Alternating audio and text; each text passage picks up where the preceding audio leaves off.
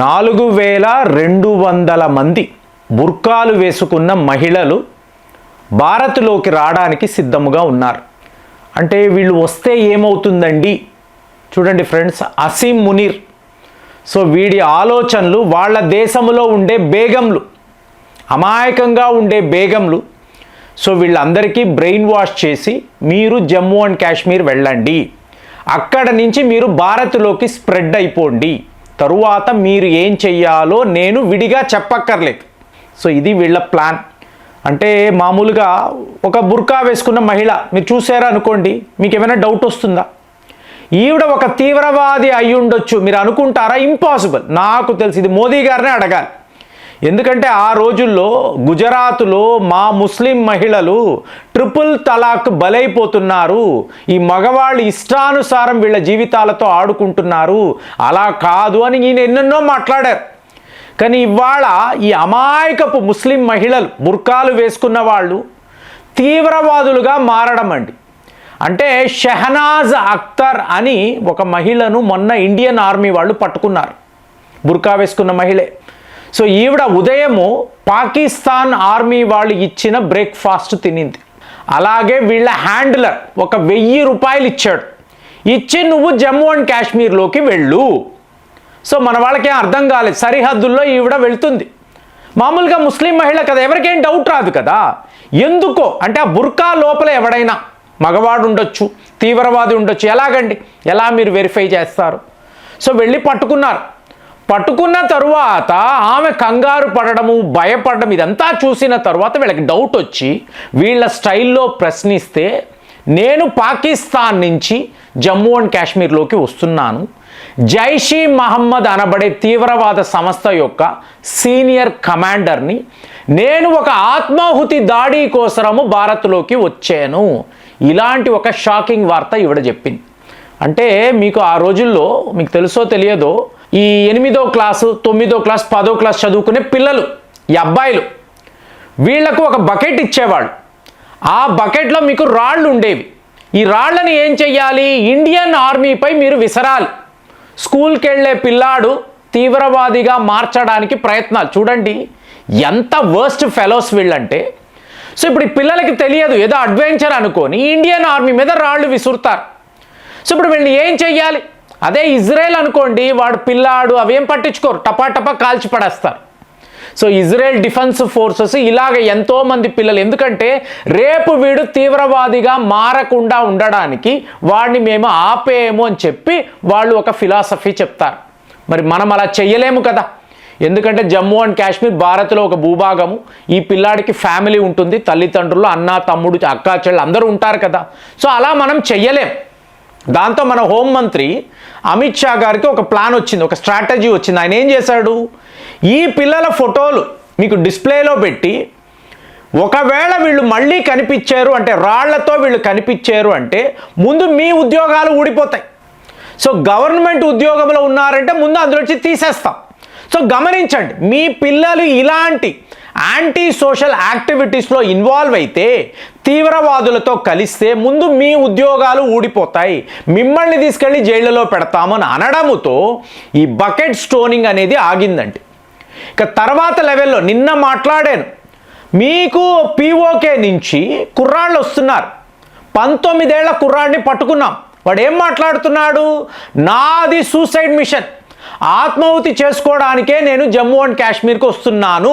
Teenage పిల్లాడు. చూడండి వీళ్ళ అవసరాల కోసము ఎలా ఒక్కొక్కళ్ళ జీవితాలతో ఆడుకుంటున్నారు అంటే, ఇవాళ మీకు షెహనాజ్ అఖ్తర్ అంటే మహిళలను కూడా, ఫ్రెండ్స్ మీరు నమ్మరండి, నమ్మరు.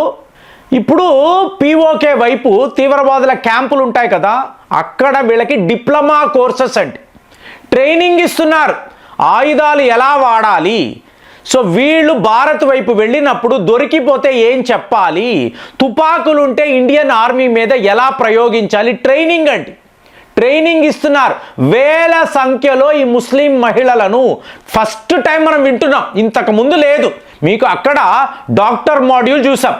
సో ఉమర్ నబీ వాడు ఏం చెప్తున్నాడు? మనము మన ప్రాణాలు తీసుకోవాలి, మన మతము కోసం ఇలాంటి త్యాగాలు చేయాలి. ఈ వీడియోలంతా వీళ్ళకి చూపిస్తున్నారు. చూసారా అంటే ఏమీ లేదండి లాజిక్. ఇదంతా మీకు మే నెల నుంచి మొదలైందండి. ఆపరేషన్ సింధూర్, సింధూర్ అంటే సింధూరము కదా. సో మన భారత మహిళలు ఏమన్నారు, మోదీ గారు మాకు ఆయుధాలు ఇవ్వండి, పాకిస్తాన్ అంతు చూస్తామని వీళ్ళు మాట్లాడారు. ఇక్కడ నుంచి వీళ్ళకి బల్బు వెలిగింది, మనము కూడా ఇదే చేయొచ్చు కదా. అంటే మీరు మీ బ్రహ్మోస్ వాడి తీవ్రవాద క్యాంపులను ధ్వంసం చేశారు కదా.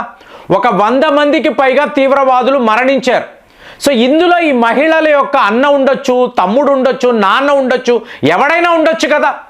కాబట్టి చూసావా, ఇండియన్ ఆర్మీ మన మీద దాడులు చేసి నీ బంధుమిత్రుల్ని ఇలా పొట్టన పెట్టుకున్నారు, మరి నువ్వు ప్రతీకారం తీర్చుకోవాలి కదా, పద ట్రైనింగ్ తీసుకో, నీకు ఆయుధాలు ఇస్తాము అంటే ఈ మహిళలంతా.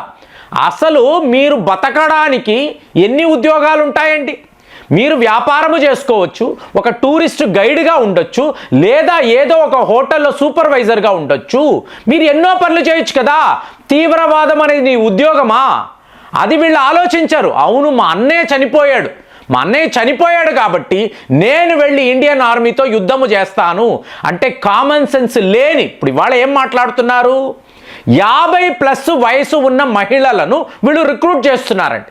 ఏంటి అర్థము? అమ్మా, ఇండియన్ ఆర్మీ వాళ్ళు నీ అబ్బాయిని చంపేశారు, వాడు ఇవాళ స్వర్గములో ఉన్నాడు, జన్నత్తులో ఉన్నాడు.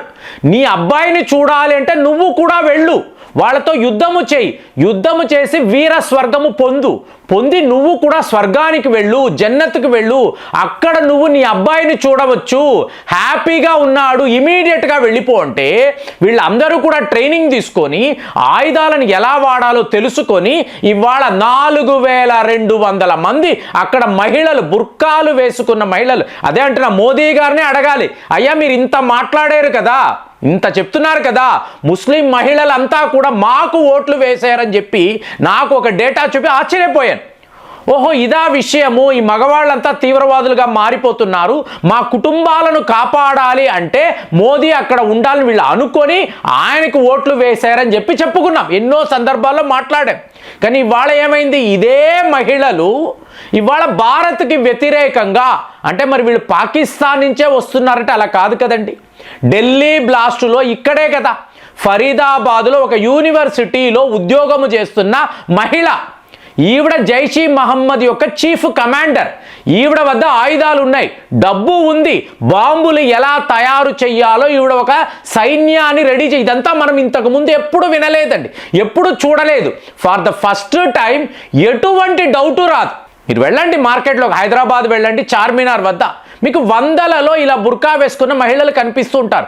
ఎవరి మీదైనా మీకు డౌట్ వస్తుందా, ఈ మహిళ తీవ్రవాది అయ్యుండొచ్చని మీరు అనుకుంటారా? ఇంపాసిబుల్ అండి. స్కూల్కి వెళ్తున్న పిల్లవాడిని మీరు ఒక టెర్రరిస్ట్ అనుకుంటారా? లేదు కదా.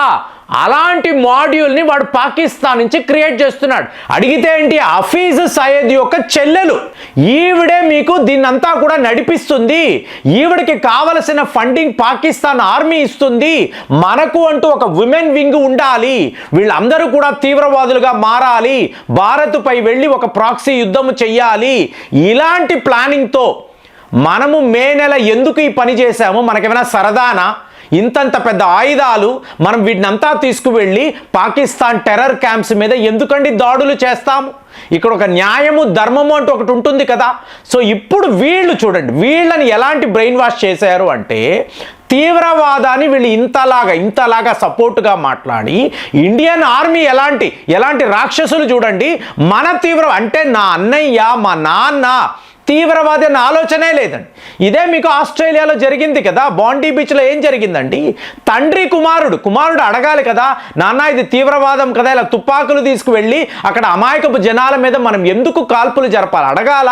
వీడు కూడా వెళ్ళి కాల్పులు చేశాడు, దీనినే మనం టెర్రరిజం అంటాం. వీళ్ళకి ఎటువంటి లాజిక్ ఉండదు, ఎటువంటి జ్ఞానము ఉండదు, కామన్ సెన్స్ అసలే ఉండదు. ఎందుకు మనం ఈ పని చెయ్యాలి, అలాంటి ఆలోచనలే ఉండదు. మరి ఇవాళ 4200 బేగమ్స్ పాకిస్తాన్ నుంచి భారత్లో రావడానికి సిద్ధముగా ఉన్నారు. ఒక పాకిస్తాన్ మహిళ దొరికిపోయింది. ఈవిడ చెప్తున్న నిజాలు వింటుంటే షాకింగ్గా ఉంది. మరి మీకు కూడా అలాగే అనిపించిందా? కామెంట్స్లో రాయండి. మళ్ళీ వచ్చే వీడియోలో కలుద్దాం. జై హింద్.